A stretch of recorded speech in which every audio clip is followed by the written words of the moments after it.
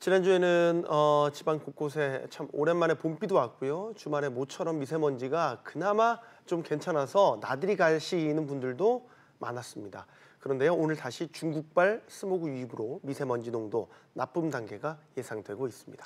네, 다시 나쁨 단계를 보이는 미세먼지로 인해서 이제 정부가 내놓은 대책들 과연 실효성이 있을지 여전히 의문이 제기되고 있습니다. 과연 어떤 대책들이 우리 시민들을 미세먼지에서 구해낼 수 있을지 자세한 이야기 전문가와 함께 짚어보겠습니다. 네. 서울시립대 환경공학부 동종인 교수, 대덕대 자동차공학과 이호근 교수입니다. 두 분 어서 오세요. 안녕하십니까? 네, 안녕하세요. 미세먼지가 우리나라만의 문제는 아니지만요, 교수님. 환경적 측면에서 봤었을 때요, 우리나라 미세먼지 수준이 어느 정도고 얼마나 심각한 겁니까?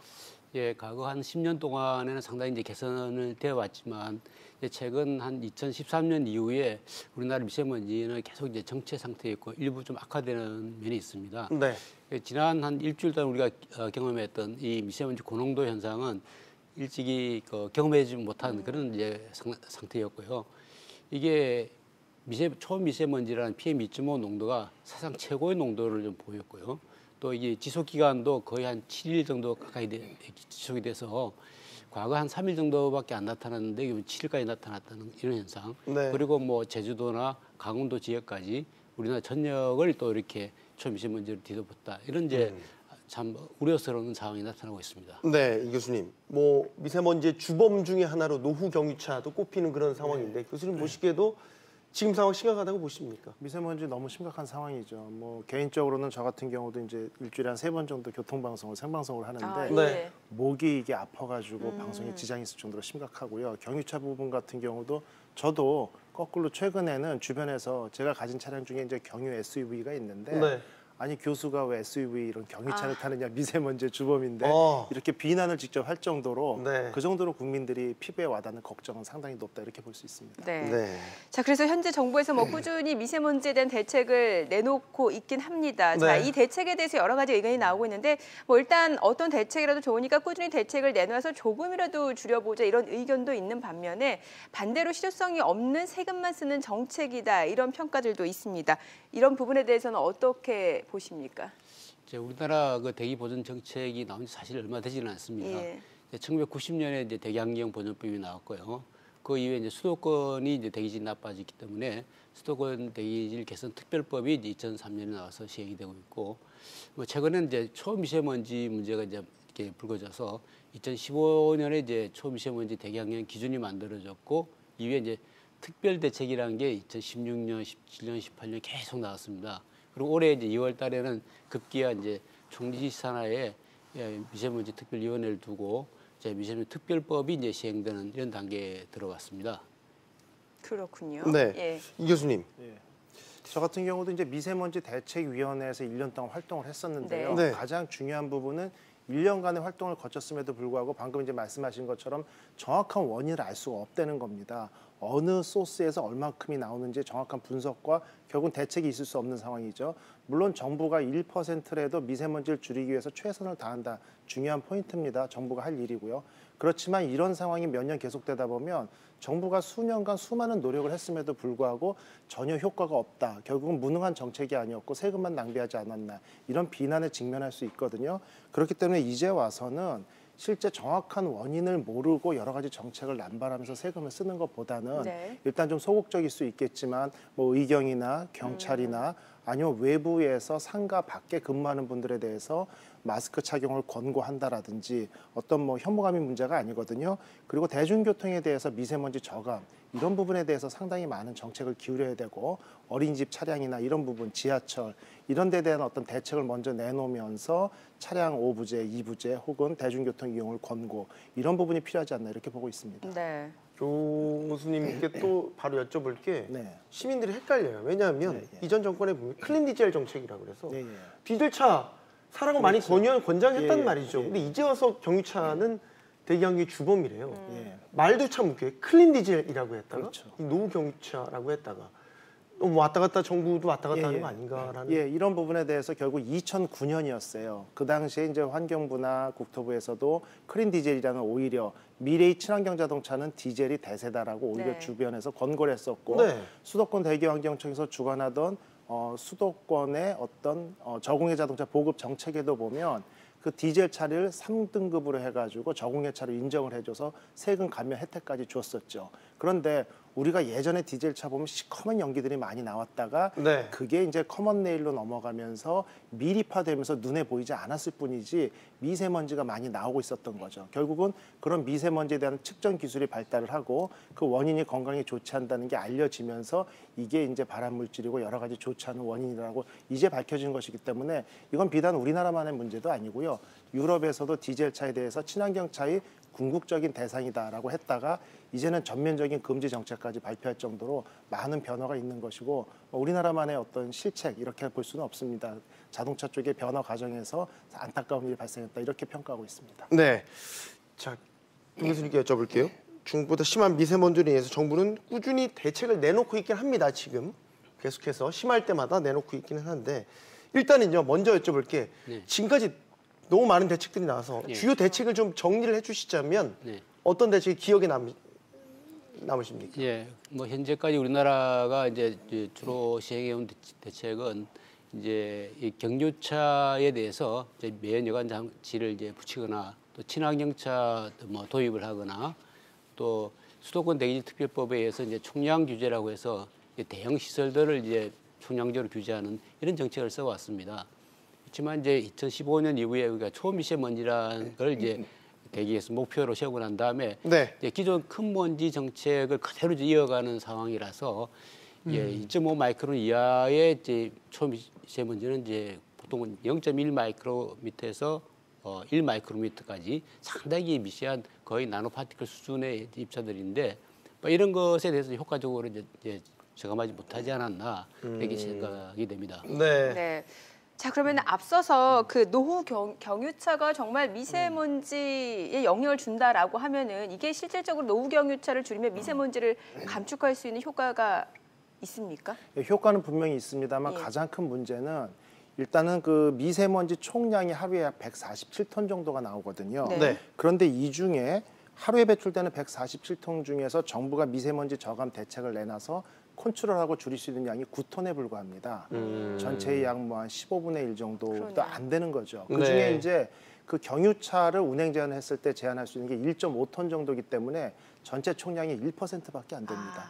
거기다 이제 공공기관 차량 2부제 운행하죠. 예. 여기서 줄이는 게 1.61톤입니다. 네. 이것도 1% 약간 넘죠.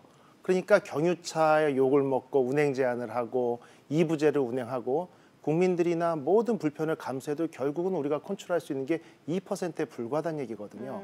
그렇기 때문에 이런 부분이 우리의 노력으로 어떻게 커버할 수 있는 부분을 넘어서지 않았나. 이런 부분 때문에 실제 대부분의 언론이나 이런 데서 보면은 경유 차량이 미세먼지의 결국 주범인 것처럼 얘기를 하고 차량 운행이 가장 큰 문제인 것처럼 많은 인식이 돼 있는데 물론 오히려 그렇게 원인 분석이 정확히 됐으면 좋습니다. 네. 줄이면 되거든요. 네. 근데 2%밖에 효과를 낼 수 없다는 게 안타까운 부분입니다. 주범은 아닌 거네요. 그렇죠. 주범도 아니고 아주 미미한 정도의 영향력이 있는 상황이기 때문에 이런 부분에 대해서 총괄적인 대책을 우리가 다시 한번 생각해 봐야 된다는 평가입니다. 동 교수님도 여기에 대해서 의견이 있으실 것 예, 같습니다. 저 초미세먼지라는 일은 이제 우리가 상당히 새로운 상황에서 우리가 이제 줄여야 될 대상 자체가 좀 달라져야 된다고 생각을 합니다. 이제 이 교수님도 얘기하셨지만 이 초미세먼지의 원인 물질 자체가 입자 물질에서 입자 물질로 되는 것도 있지만 주로 이제 가스상 물질이나 증기상 물질이 대기 중에 나와서 이제 화학 반응에 의해서 이제 입자화되는 것들이 거의 한 60~70% 정도 됩니다. 따라서 이제 우리가 초미세먼지를 개선하기 위해서는 이러한 이제 입자를 형성할 수 있는 가스상 물질들, 이제 질소산화물이나 그 휘발성 유기화물이나 여러 가지 나노파티클 이런 것들을 이제 줄여야 하는데 이런 것들은 이제 디젤 자동차에서 많이 나오긴 하지만 전체 자동차에서 나오는 게 문제다. 그리고 여러 가지 이제 중소규모의 그 배출 시설들 이런 것들이 산재해 있는데 이런 것들이 이제 관리가 돼야 될 것 같습니다. 네. 자, 그래서 지금 나오는 얘기가 미세먼지의 주범은 중국 때문이다라는 중국이다. 시각이 많습니다. 네. 그렇기 때문에 뭐 중국과의 협조가 필요하다라고 하고 중국 정부는 이에 대해서 책임론을 지금 부인하고 있는 상태입니다. 자, 그런데 일각에서는 그래요. 지금 중국은 정말 그 미세먼지와 관련된 통계가 많은 상황인데 네. 우리나라는 그런 통계조차 제대로 갖고 있지 않기 때문에 중국에다가 어떤 책임을 묻기가 쉽지 않은 상황이다라는 얘기도 있거든요. 맞습니까? 중국은 이제 워낙 큰 나라이기 때문에 이 배출량 통계가 일정하지가 않습니다. 지금 그 사람들도 구축을 하고 있고요. 네. 이게 북부, 중부, 남부별로 이렇게 배출량에 대해서 전체로 구축을 하고 있는데 한 2021년 정도 되면 이제 구축이 될 것 같습니다. 그렇지만 이제 우리가 이 배출원의 이 배치랄지 또 서로 영향을 주고받는 이런 상황에 대해서 좀 더 과학적으로 분석할 필요가 있다고 생각합니다. 예를 들면 이제 중국의 동해안 지역에 있는 석탄화력 발전소나 또 여러 가지 이제 뭐 우리 페트코크라고 하는데 석유 찌꺼기를 쓰는 이런 이제 시멘트 시설이나 뭐 수화학 시설 이런 것들이 상당히 이제 이 동해안에 있기 때문에 우리나라 서해안이나 수도권에 이제 영향을 주지 않느냐 이렇게 생각을 하는 거죠. 네. 그러면 네. 우리 하나 의문이 중국에서 이제 외부에서 유입되잖아요. 미세먼지가 이렇게 유입되면 우리나라 이제 서해부터 해서 쭉 영향을 받잖아요. 네네. 근데 좀 더 가면 일본도 인접 국가잖아요. 근데 일본에서는 그 얘기를 들어보지 못한 것 같아요. 그러니까 제가 못 들은 건지 정말 중국발에 따른 미세먼지 영향이 없는 건지 뭐가 진실입니까? 실제적으로 일본에도 영향을 주고는 있습니다. 주고는 있어요. 예, 이게 산성비랄지 여러 가지 분석을 해보면 이제 주고는 있는데. 근데 왜 일본은 가만히 이제 있죠? 우리나라가 상당히 이제 그걸 이제 막아주고 있는 상황이고요.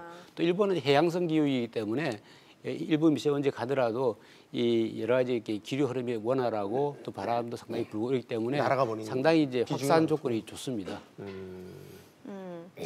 자, 이번에 또 환경부가 내놓은 긴급 조치를 보게 되면은 중국하고 공동으로 인공 강우 실험을 하겠다. 그래서 이제 양국의 고농도 미세먼지 비상 저감 조치를 공동 시행 방안을 추진하겠다라고 밝혔는데 네.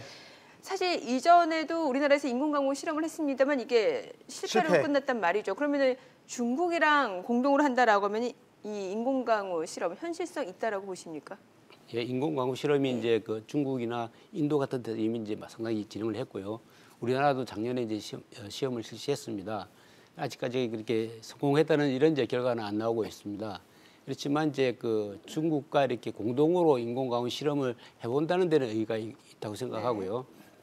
그렇지만 이 초미세먼지를 제거하기 위해서는 이 강우 자체가 상당히 많은 강우가 필요합니다. 그렇죠. 그렇기 때문에 일시적으로 또 넓은 지역에 많은 강우를 내리기 위해서는 이제 상당히 많은 이제 이런 요도와 수온 같은 게 좀 필요하고 또 이런 것들이 또 다른 미세먼지를 형성하거나 또는 인체나 생태계에 또 영향을 줄 수도 있다. 또 이런 또 주장이 있기 때문에 이런 거에 대해서 좀 더 검토를 하고 또 시행을 해야 되지 않을까 생각을 합니다. 짧게 하나 여쭤볼게요.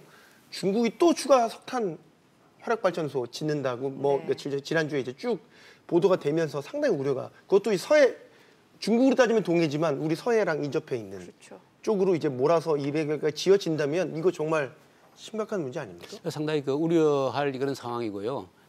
우리가 이제 우리나라 서해 황해죠. 황해를 중심으로 해서 이제 영향권이 형성되기 때문에 중국의 동해안에서 이렇게 설치되면 우리나라에 바로 영향을 주게 됩니다. 따라서 이게 이제 어떻게 보면 일종의 그 협의 기구이 좀 필요하고요. 또 우리가 이제 공동의 목표를 좀 세우고 또 공동으로 이렇게 줄이는 이런 노력이 좀 필요합니다. 네. 따라서 이런 여러 가지 그 국제적인 어떤 협의 기구를 통해서 이런 새로운 시설이 들어올 때는 서로 이제 합의하에서 좀 이끌어 나갈 수 있도록 하는 게 필요할 것 같습니다. 네. 자, 그럼 다시 이제 국내적인 요인에서 좀 이야기를 나눠 볼게요. 네. 앞서서 그 뭐 차량 이부제 노후 경유차 얘기를 간단히 했습니다만 그 차량 이부제와 관련해서 결국에 이게 좀 성공을 하려면 뭐 시민들의 적극적인 참여도 가능해야 될 것 같은데 이 차량 이부제 운행이 확대된다라고 하면은 여러 가지 생각지 못한 부작용도 분명 있을 것 같거든요. 예, 분명히 있습니다. 뭐냐면 일단 불편함은 두 번째 문제고요. 조금 전에 말씀드린 것처럼 이부제 운행으로 효과를 볼 수 있는 게 약 1% 조금 그렇죠. 넘는다고 말씀드렸잖아요. 그럼 이부제를 강제로 진행할 경우에는 대다수의 국민들이 대중교통을 이용해야 되겠죠. 네. 그러면 대중교통의 공기질은 일반 대기나 가정이나 내 승용차보다 좋아야 된다는 얘기거든요. 네. 오히려 그런 좋은 데이터나 방법을 내놓는다고 하면 국민들이 자발적으로 차를 두고 대중교통을 이용할 겁니다. 그런데 보통 승용차 같은 경우는 캐빈 필터라고 에어컨 필터라는 게 있어서 그렇죠. 공기를 갖다가 환기를 시키거나 팬을 돌리면 창문을 내리지 않는 한은 실내의 80% 90%의 미세먼지가 계속 지속적으로 걸러주는 효과를 보거든요. 그러면 내가 승용차를 몰고 나가면서 차량용 공기정화기를 사용해가지고 공기질을 개선해서 다니고 싶은데 이부제를 운행해서 운행을 금지시키고 대중교통을 이용해라. 그런데 대중교통의 미세먼지는 내 차량보다 훨씬 높다. 그럼 1%의 효과를 위해 대부분의 국민들을 안 좋은 환경으로 내모는 효과가 그러네요. 발생하는 거죠. 그러니까 우선적으로는 대중교통이나 지하철, 공공기관, 큰 시설물의 공기질을 개선하고 시민들이 자발적으로 그 시설을 이용하도록 만드는 게 가장 바람직하지 않나 이렇게 보고 있습니다. 예. 또 하나 지금 논란이 되는 게 공공기관 차량이 우선적으로 시행되는 대상이었는데 예. 공공기관 차량들도 제대로 안 지켜졌다는 게 여러 뭐 취재나 이런 보도를 통해서 전해졌지 않습니까? 예, 맞습니다. 결국은 그런 데 대한 효과를 떠나가지고 그렇게 차량을 이부제로 제한을 했을 때 얼마만큼 행정 업무에 공백이 생기고 불편함이 가중됐는지를 전적으로 나타내는 얘기거든요. 결국은 차량을 이부제로 강제로 진행했을 때 일반 국민들도 생활에 불편함뿐 아니라 생계까지 지장을 줄 수 있고 벌금을 내더라도 내가 지킬 수 없는 상황까지 올 수 있기 때문에 조금 전에 말씀드린 새로운 방법이나 오히려 적극적으로 참여할 수 있는 방법으로 정책의 변화가 필요하지 않나 이렇게 보고 있습니다. 자, 그리고 또 긴급 조치로 나온 얘기 중에 하나가 이제 도심의 공기청정기 설치입니다. 이와 관련해서 뭐 이미 가정에서는 많은 분들이 공기청정기를 구매를 하고 계시니까 필수품이 됐죠. 예, 이제 도심에 설치한다면 이것도 효과는 있지 않을까라는 생각은 들긴 하거든요. 어때요? 예, 중국에서 뭐 시안 같은 데서 이미 이제 설치해서 운영을 한 적이 있는데요. 네. 그 주변 공기는 조금 이제 정화되는 효과가 있는데 이렇게 이 넓은 지역에서 이제 효과는 사실 그렇게 높지 않다는 거 이제 평가가 나오고 있고요. 네. 그리고 지금은 뭐 운영을 안 하고 있다고 이제 얘기를 들었는데 사실 이제 효과적인 거는 이제 배출원에서 직접 이렇게 저감하는 것이 가장 이제 효과가 큽니다. 이게 이제 일반 대기 중에 이미 나온 상태에서는 뭐 100배 이상 이렇게 크게 희석이 되기 때문에 그런 공기를 대상으로 이제 정화한다는 건 상당히 이제 그 우리 비용 경제적으로 맞지 않는 얘기 같고요. 그렇지만 이제 뭐 우리가 여러 가지 이제 노력을 많이 해야 되겠죠. 이게 대량으로 처리할 수 있는 여러 가지 이제 방법들, 예를 들면 우리가 이 자동차 터널 같은 데서 공기를 뽑아서 이제 정화를 한다랄지 또 뭐 우리가 또 다른 여러 가지 이제 뭐 우리 다니는 버스나 지하철에서 공기 정화 장치를 단다랄지 여러 가지 장기적인 이런 이제 이 아이디어는 우리가 존중을 하고 좀 시험을 많이 해보고 검증을 한 다음에 또 사용을 해야 될 것 같습니다. 답답해서 이 시간 마련한 겁니다. 마지막 질문 드리겠습니다. 뭐가 그럼 바뀌어야 되고 뭐가 보완돼야 되겠습니까? 그러게요. 답답해서 다시 질문 드립니다. 일단은 뭐 말씀드린 것처럼 정책은 중요합니다. 우리가 뭐 차량 요일제도 전체 44%가 참여했지만 1%만 실제 차량 요일제 참여 효율을 나타냈거든요. 1, 2% 줄이는 건 중요하지만 지금 가장 중요한 것은 국민들이 어떤 신뢰를 쌓는 거고 원인 분석이 먼저 돼야 됩니다. 중국발 얘기 계속 하고 있는데 네. 우리나라 자체적으로 발생원이나 오염원을 명확히 분석하지 못하니까 그 부분에 대해서 나머지는 중국에서 넘어온 거라고 근거를 제시를 못하니까 이런 국제적으로도 이런 망신을 당하고 있는 상황이거든요. 결국은 섣불리 좀 성급하게 여러 가지 정책을 남발해서 무능한 정책이라는 얘기를 듣는 것보다는 지금 불안감을 조성한다라는 걸로 지금 금지하고 있는데 실제 마스크 착용 이런 부분도 적극 권장할 필요가 있다고 보여집니다. 네. 네. 마지막 예. 정리 말씀 우리가 이제 그 초미세먼지라는 이제 대상이 달라졌기 때문에 정확한 배출원에 대한 이제 우리가 파악을 해야 될 것 같고요. 거기에 맞게끔 우리가 이제 배출원 저감 정책을 좀 실효성 있게 좀 해야 될 것 같고요. 또 중국의 영향이 분명히 있기 때문에 이제 우리가 여러 채널을 통해서 뭐 이 정부나 또 전문가 그룹이나 또 시민단체 또 언론 이런 걸 통해서 다각적으로 중국의 문제를 제기를 하고 또 이걸 개선할 수 있도록 하는 게 필요한 것 같고요. 또 다른 측면은 중국이 지난 한 5개년 동안에 한 50%도 오염을 줄였거든요. 네. 그런데 그게 우리나라 개선에 도움이 사실 안 되고 있습니다. 이런 거를 우리가 이제 감안을 해서 이 한 황해권의 전체적인 또 대기오염 줄이기 위해서 공동의 좀 목표를 세우고 공동의 노력을 하자. 이걸 이제 뭐 계속 또 주장을 해야 되겠습니다. 마지막으로 한 가지 말씀드리고 싶은 거는 정부는 상당히 이제 열심히 하고 있습니다. 그렇지만 이제 각 지방자치단체나 또 시민들이 참여해서 직접 우리가 대기오염을 줄이는 이런 이제 노력들은 사실 크게 보이지 않거든요. 네. 따라서 이제 각 지자체에 전담 인력을 배치하고 예산도 좀 내려주고 또 시민 그룹들이 또 여러 가지 사업을 할 수 있도록 이렇게 이제 제도를 가져가는 게 좋을 것 같습니다. 알겠습니다. 미세먼지 대책의 실효성 짚어봤습니다. 이호근 교수, 동종인 교수였습니다. 고맙습니다. 잘 들었습니다.